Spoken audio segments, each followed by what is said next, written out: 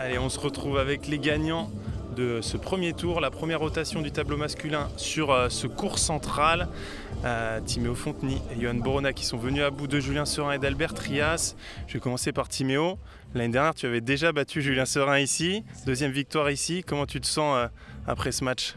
Bah écoute, on savait que c'était pas un match facile d'entrée parce que je l'avais joué l'année dernière. Dans ces conditions, c'est compliqué parce qu'il tape très bien. Là, sur le match, heureusement, il n'a pas hyper bien tapé, donc on a pu bien lober. Puis en plus, on a fait on a une bonne qualité de lob, donc ça a bien fonctionné. Et au troisième set, on a encore mieux joué, on a élevé notre niveau et c'est passé. Johan, toi, tu as fait un très bon premier set.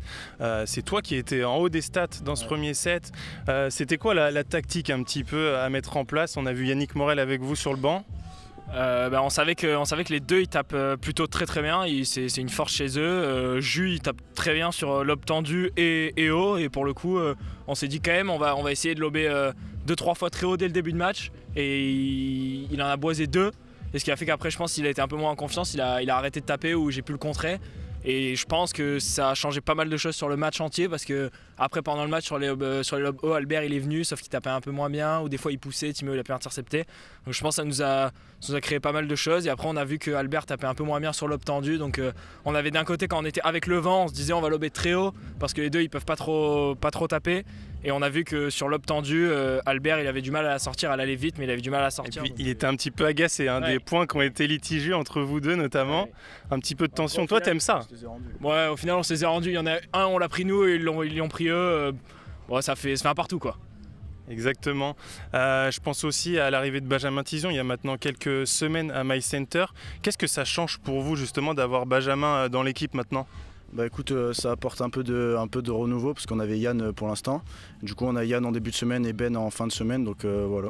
Et puis il nous apporte beaucoup d'expérience avec son expérience sur le circuit. Donc voilà. Exactement.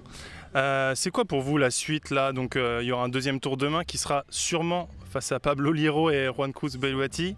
Mais pour parler de la suite de la saison, est-ce que vous serez au FIP Silver de Narbonne par exemple? On sera normalement au FIP Silver de Narbonne si jamais pas de blessure, pas de tout ça, sinon on sera au FIP Silver de Narbonne. D'accord.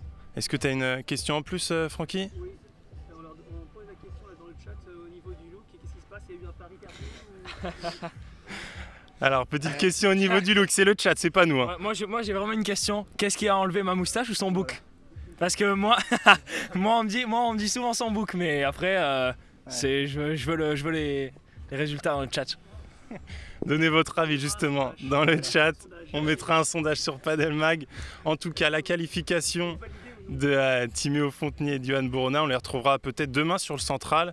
En tout cas, ils seront au rendez-vous des 8e de finale. Bravo les gars. Merci beaucoup. Bien joué les gars.